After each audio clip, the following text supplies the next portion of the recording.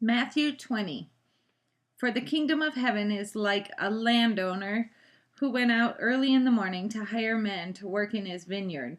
He agreed to pay them a denarius for the day and sent them into his vineyard. About the third hour, he went out and saw others standing in the marketplace doing nothing. He told them, "You also go and work in my vineyard, and I will pay you whatever is right." So they went. He went out again about the 6th hour and the 9th hour, and did the same thing. About the 11th hour, he went out and found still others standing around. He asked them, "Why have you been standing here all day long doing nothing?" "Because no one has hired us," they answered. He said to them, "You also go and work in my vineyard." When evening came, the owner of the vineyard said to his foreman, "Call the workers and pay them their wages, beginning with the last ones hired and going on to the first." The workers who were hired about the 11th hour came and each received a denarius. So when those came who were hired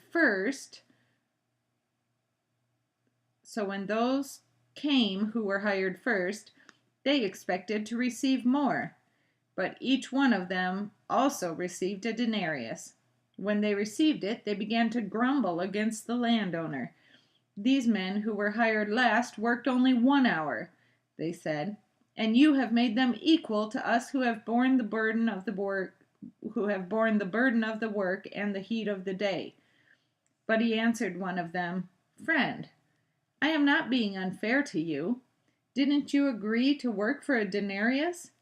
Take your pay and go. I want to give the man who was hired last the same I gave to you. Don't I have the right to do what I want with my own money, or are you envious because I am generous?" So the last will be first, and the first will be last.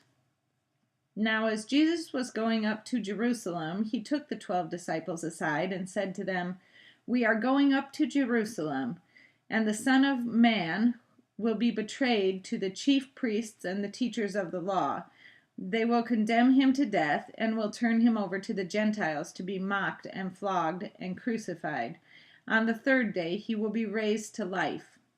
Then the mother of Zebedee's sons came to Jesus with her sons and kneeling down, asked a favor of him. "What is it you want?" he asked. She said, "Grant that one of these 2 sons of mine may sit at your right and the other at your left in the kingdom." I'm sorry, let me reread that. "What is it you want?" he asked.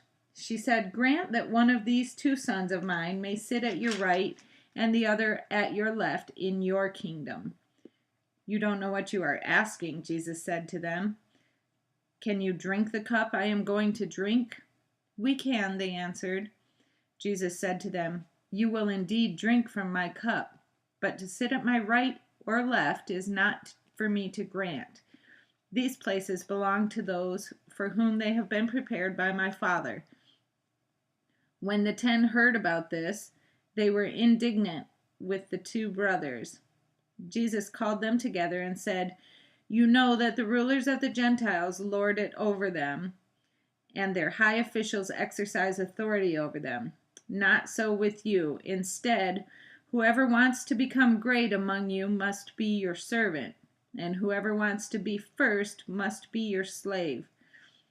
Just as the Son of Man did not come to be served, but to serve, and to give his life as a ransom for many."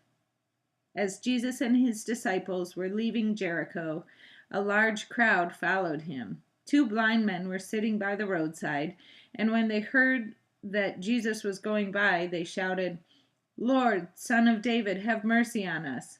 The crowd rebuked them and told them to be quiet, but they shouted all the louder, "Lord, Son of David, have mercy on us."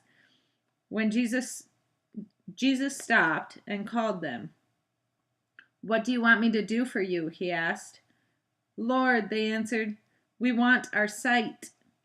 Jesus had compassion on them and touched their eyes. Immediately they received their sight and followed him.